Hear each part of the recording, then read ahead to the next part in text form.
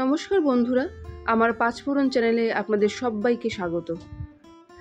ছোট বাচ্চারা সবজি খেতে চায় না, তাই আপনারা এইভাবে ভেন্ডির একটা রেসিপি করে দেখতে পারেন।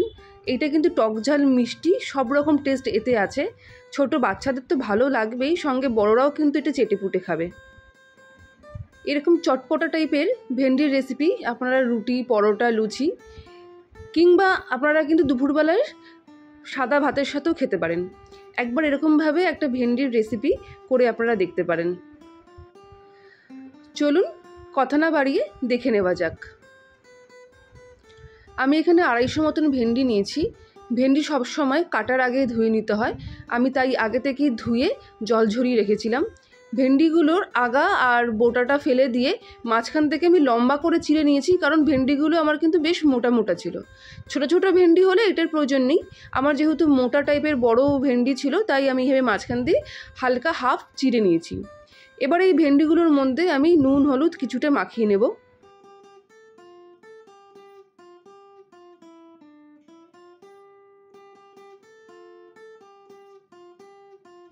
নুন হলুদের সাথে দিয়ে দিচ্ছি খুব সামান্য পরিমাণ ঝাল লঙ্কার গুঁড়ো, যাতে এটার মধ্যে নুন আর ঝালের টেস্টটা পর্যাপ্ত মাত্রায় থাকে। আর দিয়ে দিচ্ছি মোটামুটি 1 টিস্পুন মতন বেসন। এবার সব কিছু একসাথে আমি খুব ভালো করে মিশিয়ে নিচ্ছি, বেসন, নুন, হলুদ এবং লঙ্কার গুঁড়ো।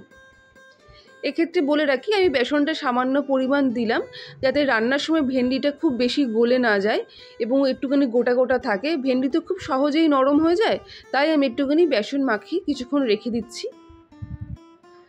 বেশিক্ষণ রাখার দরকার নেই, 10-15 মিনিট মতন এইভাবে নুন হলুদ এবং বেসন মাখিয়ে রেখে দিলেই হবে।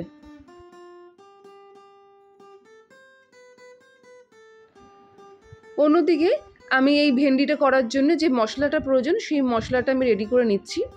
আমি হাফ কাপ মতন টক দই নিয়েছি, তার মধ্যে নিলাম 1 চামচ মতন, ছোটো চামচের 1 চামচ আমি হলুদ, ছোটো চামচের 1 চামচ আমি নিয়ে নিলাম ঝাল লঙ্কার গুঁড়ো।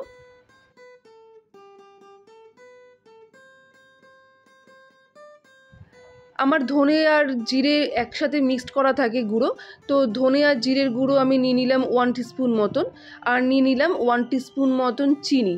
চিনিটা কিন্তু এখানে দিতে হবে যেহেতু আমি টক দই ইউজ করছি এবং এটা কিন্তু টক ঝাল মিষ্টি টাইপের হবে রেসিপিটি, তাই আমাকে চিনিটা দিতেই হবে। আর টক দইয়ের সঙ্গে ব্যালেন্স করার জন্য আমাকে এই চিনিটা দিতে হবে।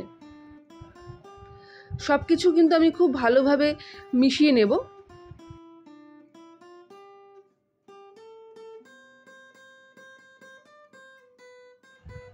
আমি সামান্য পরিমাণ জল ব্যবহার করছি, কেননা দইটা কিন্তু বেশ ঘন, প্রপারলি মিশতে চাইছে না, তো এটাকে ভালো করে কিন্তু মিশিয়ে আমাকে ফেটিয়ে নিতে হবে।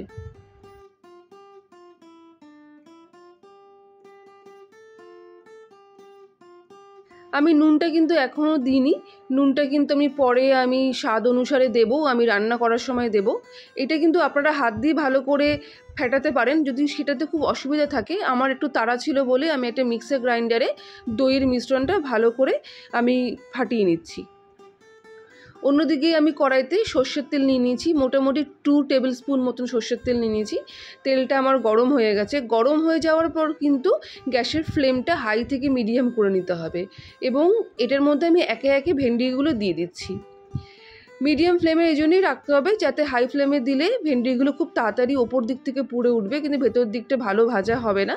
তাই মিডিয়াম ফ্লেমেই কিন্তু আমি ভেন্ডিগুলো অল্প অল্প করে ভেজে রাখবো। আপনারা অবশ্যই কিন্তু এইভাবে ভেন্ডির রেসিপিটি বানিয়ে দেখবেন এবং আমাকে কমেন্টে জানাবেন যে কেমন লাগলো। এটা তো আমি একদম গ্যারান্টি দিয়ে বলতেই পারি, ছোট বাচ্চারা যারা সবজি খেতে চায় না এরমভাবে কিন্তু বানিয়ে দিলে ওরা কিন্তু খুব হাসতে হাসতেই খেয়ে নেবে। আপনারা কিন্তু স্কুলের টিফিন ও রুটির সাথে কিন্তু এরকম একটা ভেন্ডির তরকারি দিতে পারেন। আমার কিছুটা ভেন্ডি ভাজা হয়ে গেছে, এগুলো আমি তুলে রাখছি তেল থেকে। এরপর বাকি যে ভেন্ডিগুলো ছিল সেগুলো আমি একইভাবে মিডিয়াম ফ্লেমে ভেজে নেব।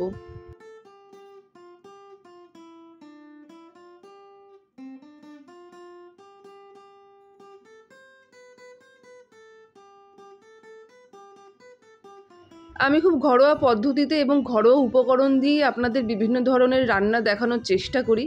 আপনাদের যদি কোনো রকম কোথাও ডাউট থাকে বা বুঝতে অসুবিধা হয় অবশ্যই আমাকে কমেন্টে জানাবেন। এছাড়া আমি ডেসক্রিপশন বক্সে তো দিয়েই দিই যে কী আমি ব্যবহার করছি। আমার সবকটা ভেন্ডি একইভাবে ভাজা হয়ে গেছে। কড়াইতে বাকি যেটুকু তেল ছিল আমি দিলাম না, কারণ এর থেকে তেল আর প্রয়োজন নেই বেশি। তেলের মধ্যে আমি হাফ চামচ মতন গোটা জিরে দিয়ে দিলাম ফোড়নের জন্যে। ফোড়নটা হতে হতে আমি অন্যদিকে দুটো মিডিয়াম সাইজের আমি পেঁয়াজ কুচি করে রেখেছিলাম, আর 4-5টা কাঁচা লঙ্কা আমি কুচি করে রেখেছিলাম, আর মোটামুটি 2-3 টুকরো আদাও আমি কুচি করে রেখে দিয়েছিলাম। এবার এই গরম তেলের মধ্যে আমি যে দুটো মিডিয়াম সাইজের পেঁয়াজ কুচি করে রেখেছিলাম আগে থেকেই, সেটা আমি এই তেলের মধ্যে দিয়ে ভালো করে আমি ভেজে নেব।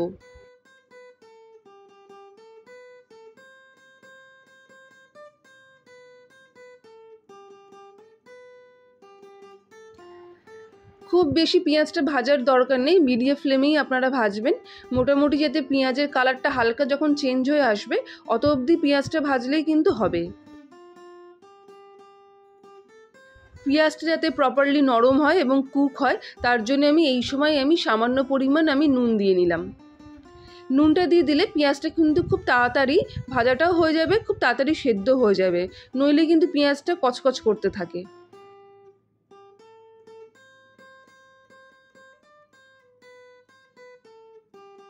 দেখুন আমার পেঁয়াজের কিন্তু হালকা কালার চেঞ্জ হয়েছে।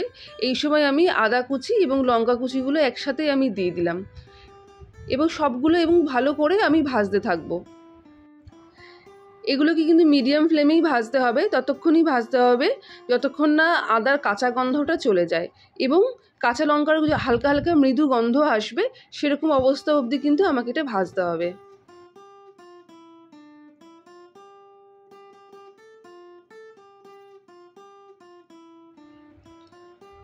নুন দিয়ে খানিকক্ষণ ভাজার পর আমি এবার কালারের জন্য দিয়ে দিলাম হলুদ এবং দিয়ে দিচ্ছি 1 চামচ মতন কাশ্মীরি লঙ্কার গুঁড়ো। এই কাশ্মীরি লঙ্কার গুঁড়ো আর হলুদটা দিয়ে ভালো করে ভাজলে এই রেসিপির কালারটা কিন্তু খুব সুন্দরভাবে আসবে।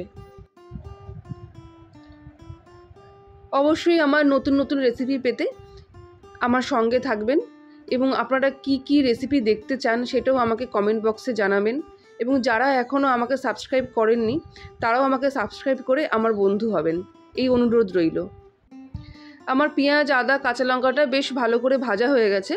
এই সময় আমি যে দইয়ের মিশ্রণটা ফেটিয়ে রেখেছিলাম সেটা কড়াইতে দিয়ে দিচ্ছি। এই সময় কিন্তু আপনারা গ্যাসের ফ্লেমটা বাড়িয়ে দিতে পারেন, কোনো অসুবিধা নেই, কেন পেঁয়াজের সাথে এই দইয়ের মিশ্রণটা খুব ভালো করে সেদ্ধ হতে হবে।